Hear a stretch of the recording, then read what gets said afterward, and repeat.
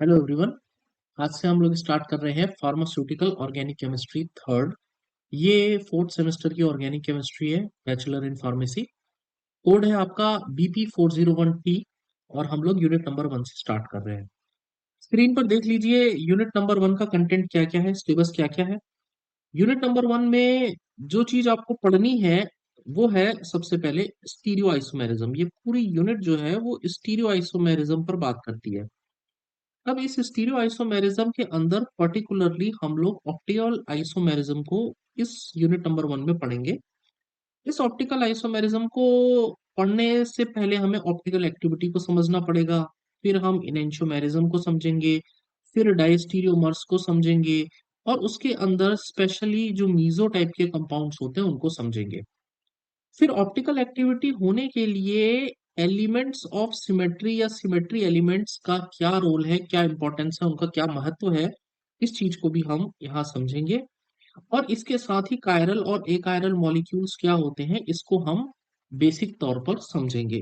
काफी डिटेल में हमें इनको समझने की जरूरत है।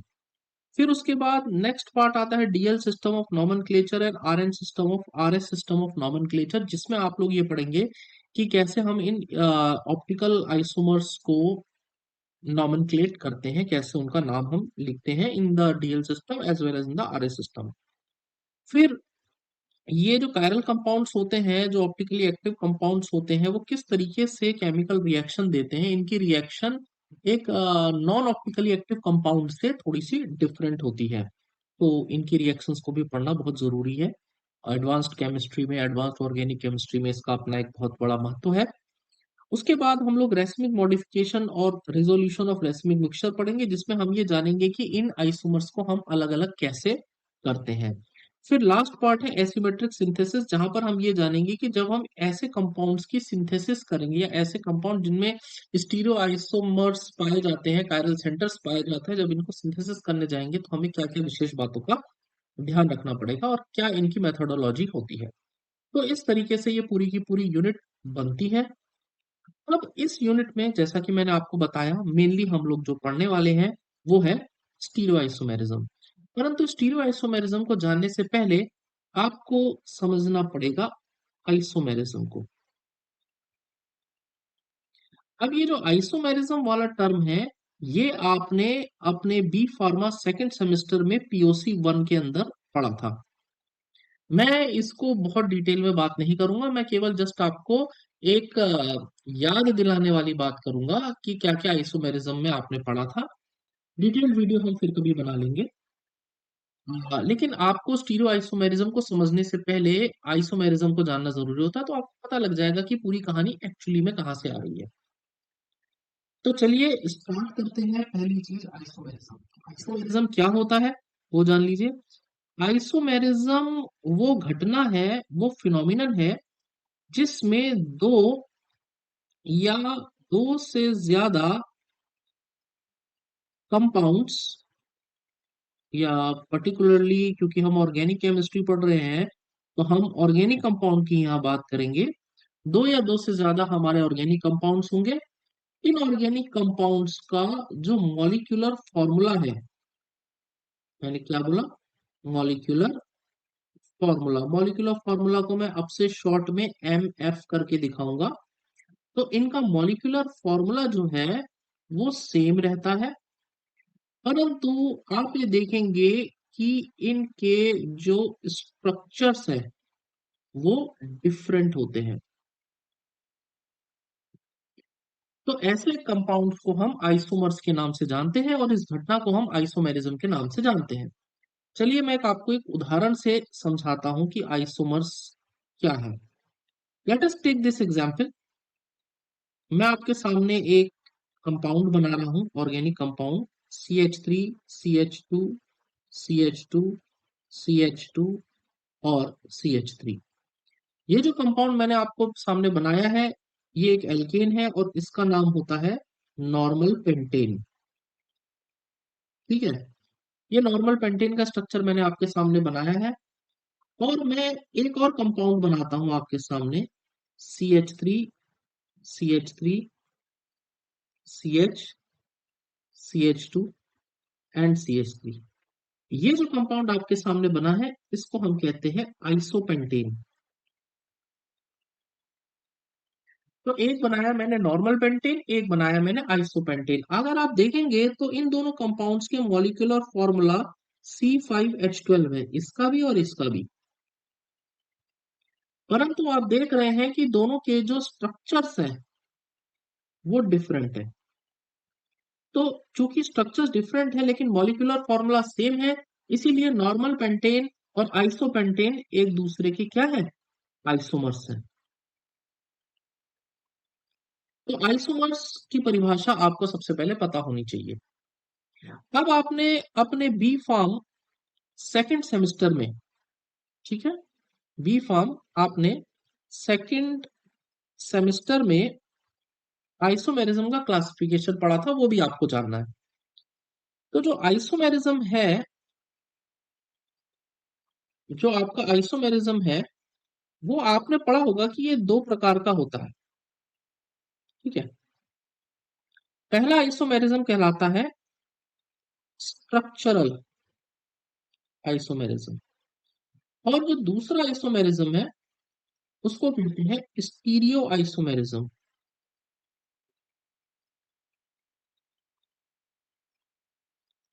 तो ये दो प्रकार के आइसोमेरिज्म आपने पढ़े होंगे। स्ट्रक्चरल आइसोमर्स को एक और नाम से जाना जाता है, इसको हम कहते हैं कॉन्स्टिट्यूशनल आइसोमेरिज्म। कॉन्स्टिट्यूशनल आइसोमेरिज्म होता है, क्या होता है स्ट्रक्चरल आइसोमेरिज्म में? इस स्ट्रक्चरल आइसोमेरिज्म में दो या दो से ज्यादा कंपाउंड के मॉलिक्यूलर फॉर्मूला होंगे सेम, लेकिन उनके स्ट्रक्चर्स होंगे डिफरेंट। तो अभी जो ऊपर नॉर्मल पेंटेन और आइसोपेंटेन का उदाहरण मैंने आपको दिया था, वो एक स्ट्रक्चरल आइसोमेरिज्म का उदाहरण है। जो लोग मेरा वीडियो देख रहे हैं उनसे एक सवाल है कि क्या आप मेरे को बता सकते हैं नॉर्मल पेंटेन या आइसोपेंटेन में जो स्ट्रक्चरल आइसोमेरिज्म है वो उसका प्रकार क्या है, वो कौन से टाइप का है? वो चेन आइसोमेरिज्म है कि पोजीशन आइसोमेरिज्म है कि मेटामेरिज्म है कि टॉटोमेरिज्म है? कौन सा वाला स्ट्रक्चरल आइसोमेरिज्म है, प्लीज मुझे कमेंट बॉक्स में लिख करके बताना। चलिए आगे बढ़ते हैं कि ये जो स्ट्रक्चरल आइसोमेरिज्म है या स्ट्रक्चरल आइसोमर्स हैं, ये बेसिकली छह टाइप के आपके रहेंगे। क्या क्या रहेंगे? पहला जो आपको स्ट्रक्चरल आइसोमर मिलेगा वो मिलेंगे चेन आइसोमेरिज्म। दूसरा मिलेगा पोजीशन आइसोमेरिज्म। मैं इसकी डिटेल में कुछ नहीं कर रहा, मैं केवल नाम बता रहा हूँ, वीडियो कुछ और कभी और नेक्स्ट बना लेंगे। तीसरा जो आइसोमेरिज्म होगा वो होगा फंक्शनल। फिर चौथा जो आइसोमेरिज्म होगा वो होगा मेटामेरिज्म। पांचवा जो आइसोमेरिज्म होगा इसको हम कहेंगे टॉटोमेरिज्म। और जो छठा आइसोमेरिज्म होगा इसको हम कहेंगे रिंग चेन आइसोमेरिज्म। तो इस तरीके से ये छह प्रकार के स्ट्रक्चरल आइसोमेरिज्म होते हैं। मैं आपको बता दिया, ये आपके सेकंड सेमेस्टर में जब आपने ऑर्गेनिक पढ़ी थी तब पढ़ी होगी, इनको हमें अभी नहीं पढ़ना है। अब हम बात करते हैं एक दूसरे टाइप की आइसोमेरिज्म को जिसको हम कहते हैं स्टीरियो आइसोमेरिज्म। स्टीरियो आइसोमेरिज्म में क्या होगा पहले तो ये जान लीजिए। स्टीरियो आइसोमेरिज्म में कंपाउंड्स के मॉलिक्यूलर फॉर्मूला होंगे सेम, स्ट्रक्चर्स होंगे सेम, परंतु इनके जो थ्री डी स्पेस में ओरिएंटेशन है, या आप इसे कहेंगे जो इनका थ्री डी अरेंजमेंट है वो डिफरेंट होगा। अच्छा, कैसे? चलिए मैं आपको तीन उदाहरण देता हूं एक एक करके। आई होप आप लोग मेरे साथ फोकस कर रहे हैं, ध्यान दे रहे हैं। जब भी क्लास पे आए तो एक कॉपी पेन जरूर लिखा कीजिए। हालांकि इसके अंत में वीडियो के नीचे मैं आपको ये जितना भी मैंने लिखा है उसका लिंक मैं आपको भेज दूंगा, आप इसको देख भी सकते हैं कि हम मैंने क्या क्या पढ़ा था। चलिए जरा उदाहरण देखते हैं। एग्जाम्पल नंबर वन,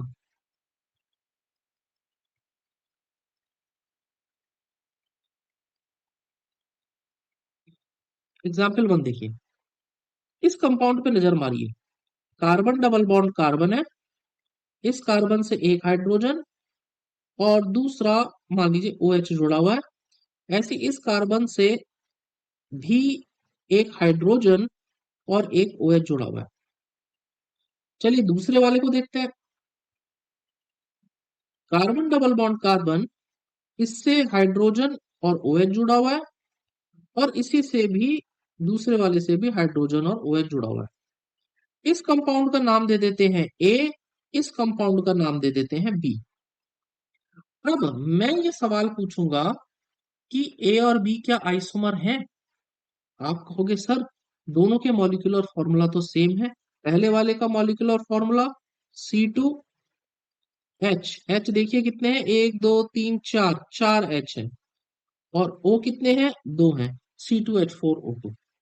ठीक है, दूसरे का मॉलिक्यूलर फॉर्मूला देखिए, वो भी C2H4O2 है। तो यानी कि मॉलिक्यूलर फॉर्मूला इन दोनों के क्या है, सेम है।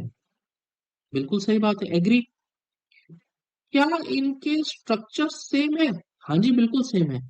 अब मैं आपको एक चीज और समझाता हूं, जब भी मैं कभी स्ट्रक्चर्स की बात करूं, ठीक है बच्चों, जब भी मैं आपसे बात करूं स्ट्रक्चर्स की, तो उस वक्त मतलब होता है एटम्स की कनेक्टिविटी के बारे में। अब एटॉमिक कनेक्टिविटी या एटम्स की कनेक्टिविटी का क्या मतलब है? एटम्स की कनेक्टिविटी का ये मतलब है कि कौन सा एटम किस एटम के साथ जुड़ा हुआ है। तो आप देख सकते हैं दोनों ए और बी में यदि आप ध्यान दें तो आपको दिखेगा कि कार्बन जिन जिन के साथ जुड़ा हुआ है पहले में, उन उनके साथ ए में भी और उन उनके साथ बी में भी कार्बन वैसे ही जुड़ा हुआ। हर एटम जिन जिन के साथ स्ट्रक्चर ए में जुड़ा है, उन उनके साथ बी में जुड़ा है। एटम की कनेक्टिविटी दोनों में सेम है। तो जब भी मैं स्ट्रक्चरल फॉर्मूला या स्ट्रक्चर बोलूंगा तो that means I am talking about the connectivity of atoms. तो molecular formula same, structural formula same, परंतु डिफरेंस क्या है दोनों में? डिफरेंस ये है कि पहले वाले ए में H और H अपोजिट है और OH और OH अपोजिट है, जबकि बी में दोनों OH सेम साइड में है डबल बॉन्ड के, जबकि यहाँ पे दोनों H डबल बॉन्ड के सेम साइड में है। तो आप देख सकते हैं एक में डबल बॉन्ड के अपोजिट साइड में है ए में, और बी में H या OH कोई भी ले लीजिए, दोनों डबल बॉन्ड के सेम साइड में है। तो ऐसा होने से इनका जो 3D स्ट्रक्चर है, आप देख रहे हैं मॉलिक्यूलर फॉर्मूला सेम है, स्ट्रक्चर सेम है, लेकिन इनका जो 3D अरेंजमेंट है वो क्या है, डिफरेंट है, अलग अलग है। तो ऐसे आइसोमर्स जो हैं उनको हम स्टीरियो आइसोमर्स के नाम से जानते हैं। और ये पर्टिकुलर जिनको मैं यहाँ दिखा रहा हूं, प्लीज याद रखिएगा, इन स्टीरियो आइसोमर्स को हम कहते हैं ज्योमेट्रिकल आइसोमर्स। तो ये ज्योमेट्रिकल आइसोमर्स कहलाते हैं। तो आई होप आपको पहली बात समझ में आई होगी कि स्टीरियो आइसोमर्स क्या है। तो मैंने जो बताया ऊपर की स्टीरियो आइसोमर्स का molecular formula same, right, molecular formula same, structure same यानी कि एटम की कनेक्टिविटी सेम, लेकिन उनका जो 3D स्पेस का ओरिएंटेशन है या उनका जो 3D अरेंजमेंट है वो डिफरेंट होता है। उसका उदाहरण मैंने आपको दे दिया। तो ये जो था एक स्टीरियो आइसोमर का एग्जाम्पल था, और पर्टिकुलरली उसमें भी कौन सा है, ये ज्योमेट्रिकल आइसोमर है। चलिए एग्जाम्पल नंबर 2 देखते हैं। मैं आपको 3 एग्जाम्पल दूंगा जैसा मैंने बोला था। चलिए हम बात करते हैं एग्जाम्पल नंबर 2 की।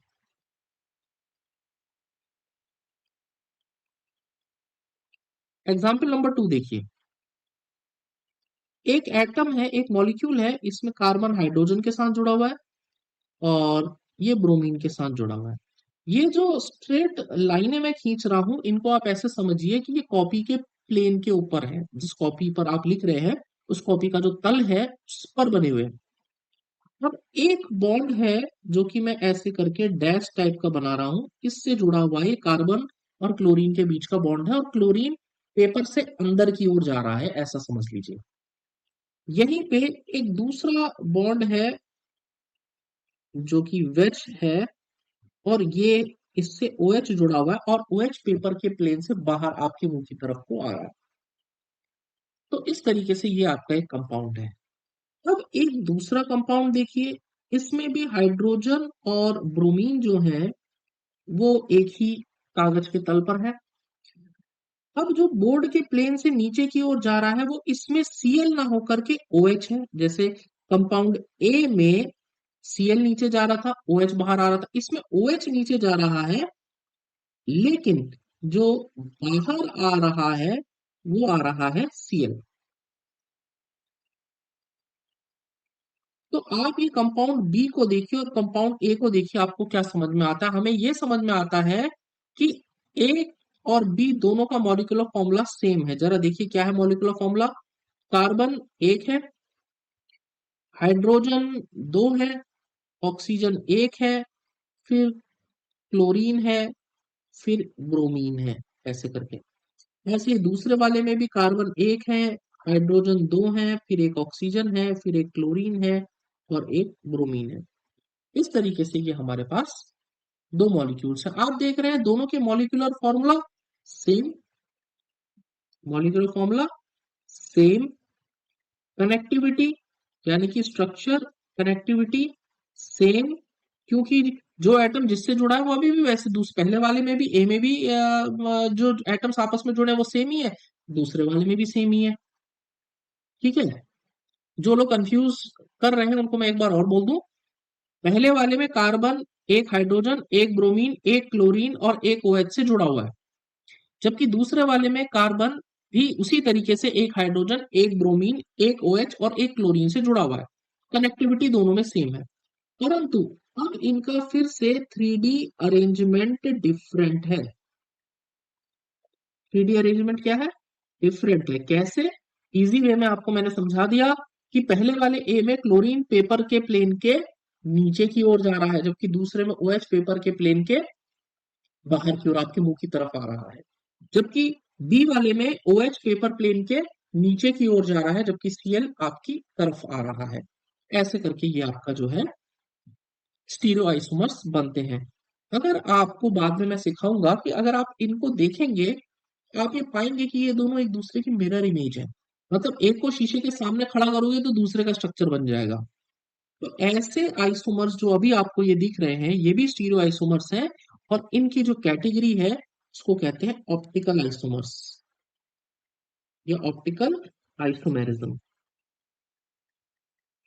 तो ये जो कंपाउंड्स अभी आपके सामने बने हैं they are optical isomers. Got it? चलिए अगला चलते हैं। तो ये भी स्टीरियो आइसोमेरिज्म है। एग्जाम्पल नंबर 3 पर चलते हैं। तीसरा एग्जाम्पल लेते हैं, एग्जाम्पल नंबर 3। ये भी बताना जरूरी है आप लोगों को।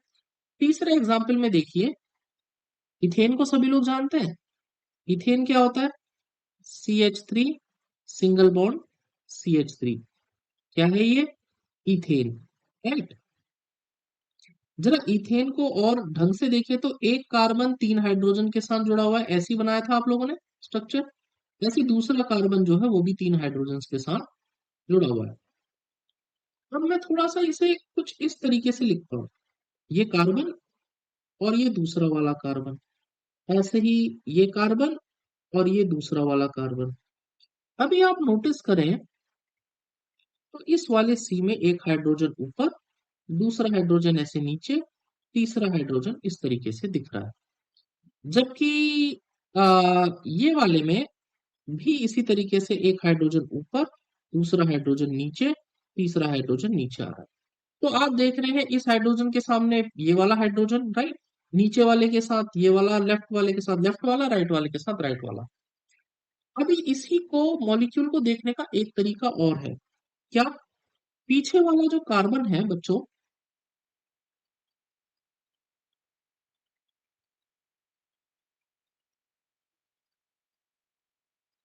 पीछे वाला कार्बन जो है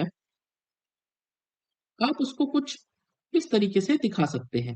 कैसे? देखिए जरा ध्यान से। पीछे वाले कार्बन को मैं एक बड़े गोले की तरह दिखाता हूं, ये गोला। ठीक है। और आगे वाला कार्बन जो है वो ऐसे करके ये डॉट की तरह मैं दिखा रहा हूँ, ये पीछे वाला नंबर 2 ले लीजिए और ये 1 ले लीजिए। तो 2 वाला कार्बन है ये, 1 वाला कार्बन है ये, अंदर जो डॉट की तरह आपको दिख रहा है। अब 2 वाले कार्बन से जुड़े हुए हाइड्रोजन को जरा मैं बना दूं। 2 वाले कार्बन से जुड़ा हुआ पहला हाइड्रोजन है ये, दूसरा हाइड्रोजन है ये, तीसरा हाइड्रोजन है ये। और चूंकि बाकी के आगे वाले कार्बन से जुड़े हुए हाइड्रोजन्स भी उसी के मुंह के सामने हैं, तो आगे वाले से जुड़े हुए हाइड्रोजन को मैंने दिखा दिया ये, ऐसे ही ये, और ऐसे ही ये मैंने थोड़े से टेढ़े इसलिए बनाए क्योंकि आपको ये बताने के लिए कि कि ये तीनों हाइड्रोजन्स जो हैं ये एक दूसरे को ओवरलैप कर रहे हैं। मैं जरा थोड़ा सा इसको और अच्छे से बना देना चाहता हूँ, जरा ढंग से बना लिया जाए इनको और अच्छे से। ये है पहला हाइड्रोजन, ये है दूसरा हाइड्रोजन, और ये है तीसरा हाइड्रोजन, ऐसे करके आगे वाले कार्बन के जुड़े हुए हैं। ऊपर वाले का जो फॉर्मेशन है, जो ये ऊपर वाला कंपाउंड है, ये इसको हम कहते हैं, ये 100 हॉर्स प्रोजेक्शन में है, आपको ये जानना जरूरी है। और नीचे वाला जो है इसको कहते हैं, ये न्यूमैन प्रोजेक्शन में है। तो समझिएगा 100 हॉर्स और न्यूमैन प्रोजेक्शन को। ठीक है, अब आते हैं दूसरे वाले कंपाउंड में। दूसरे वाले कंपाउंड में आप ये देख सकते हैं, पीछे वाले हाइड्रोजन को हम एज इट इज रखते हैं। ठीक है, पीछे वाला हाइड्रोजन जो कार्बन है उसको हम, उसके हाइड्रोजन को हम एज इट इज रखते हैं। लेकिन जो आगे वाला है, हम उस कार्बन को रोटेट कर दे रहे हैं ऐसे, और रोटेट करके कुछ इस प्रकार से लेकर के आते हैं कि जो टॉप वाला कार्बन है, जैसे पिछली बार ये हाइड्रोजन ऊपर था, ये नीचे हो गया, जो दूसरा वाला हाइड्रोजन था वो ऐसे आ गया, तीसरा वाला हाइड्रोजन इस तरीके से आ गया। अब मैं इसी को जब भी न्यूमैन में बनाने की कोशिश करूंगा, तो यू कैन अंडरस्टैंड, पीछे वाला कार्बन ऐसे गोले की फॉर्म में, पीछे वाले के जो हाइड्रोजन्स हैं उनको तो हमने कुछ नहीं छेड़ा, पीछे वाले कार्बन को तो रोटेट नहीं करा, मैंने एज इट इज लिख दिया। लेकिन जो सामने वाला हाइड्रोजन है, सामने वाला कार्बन जो है, उसको मैंने चूंकि रोटेट करा था, उसके हाइड्रोजन्स इस तरीके से बन गए, ऐसे करके आ गए, ये न्यूमैन बन गया। तो आप जब इन दोनों को देख रहे हैं, इसको मान लीजिए ये कंपाउंड नंबर ए है और इसको मान लीजिए ये कंपाउंड नंबर बी है, जब आप इनको देख रहे हैं तो आपको क्या सीखने को मिल रहा है? आपको बच्चों ये सीखने को मिल रहा है कि दोनों कंपाउंड्स के मॉलिक्यूलर फॉर्मूला सेम है, दोनों कंपाउंड्स के जो स्ट्रक्चर है यानी कि कनेक्टिविटी है वो भी सेम है, लेकिन जो इन दोनों कंपाउंड का 3D अरेंजमेंट है एटम्स का, वो डिफरेंट है। कैसे? वो ऐसे कि पिछले वाले कंपाउंड में, कंपाउंड नंबर ए में, तीनों हाइड्रोजन आगे वाले कार्बन के, तीनों हाइड्रोजन पीछे वाले कार्बन को ढक रहे हैं, जबकि उसमें, या ऐसे समझिए कि उनके बीच का जो एंगल है ये 0 डिग्री है, जबकि यहां पर इनके बीच का से एंगल है 60 डिग्री। तो अरेंजमेंट डिफरेंट हुआ। तो कंपाउंड ए और बी के मॉलिक्यूलर फॉर्मूला सेम है, स्ट्रक्चर सेम है, लेकिन 3D अरेंजमेंट डिफरेंट है, जिस कारण से दोनों एक दूसरे के स्टीरियो आइसोमर्स कहलाते हैं। इस तरीके के जो स्टीरियो आइसोमर्स जो अभी अभी मैंने आपको ये वाला दिखाया है, इसको हम कहते हैं कन्फर्मेशनल आइसोमर्स। क्या कहते हैं बच्चों? Conformational isomers. तो मैंने आपको यहाँ पे 3 उदाहरण दे दिए आइसोमेरिज्म के। तो यहाँ पर स्टीरियो आइसोमेरिज्म के 3 एग्जाम्पल मैंने बताया, ज्योमेट्रिकल, ऑप्टिकल और conformational. Now you can understand, ये जो स्टीरियो आइसोमेरिज्म होती है ये 3 प्रकार की होती है। पहली कैटेगरी में आते हैं ज्योमेट्रिकल और ऑप्टिकल। एक्चुअली में स्टीरियो आइसोमेरिज्म को भी अगर हम तोड़े तो ये 2 पार्ट में टूट जाती है। एक होता है कॉन्फिग्यूरेशनल आइसोमेरिज्म और दूसरा होता है कन्फर्मेशनल आइसोमेरिज्म। कन्फर्मेशनल का उदाहरण मैंने आपको दिखा दिया। कॉन्फिगरेशनल 2 टाइप का होता है, एक होता है ऑप्टिकल आइसोमेरिज्म और दूसरा होता है ज्योमेट्रिकल आइसोमेरिज्म। तो मैंने आपको ऑप्टिकल समझा दिया, ज्योमेट्रिकल का भी उदाहरण दे दिया, कन्फर्मेशनल का भी उदाहरण दे दिया। तो मैंने आपको यहाँ पे स्टीरियो आइसोमेरिज्म भी समझा दी कि स्टीरियो आइसोमेरिज्म दो प्रकार की होती है, कॉन्फ़िगरेशनल एंड कन्फर्मेशनल। कॉन्फ़िगरेशनल दो टाइप का होता है, ऑप्टिकल और ज्योमेट्रिकल, और कन्फर्मेशनल तो एक ही प्रकार का होता है। इस तरीके से शुरुआत में सबसे पहले आपको स्टीरियो आइसोमेरिज्म की परिभाषा आनी चाहिए।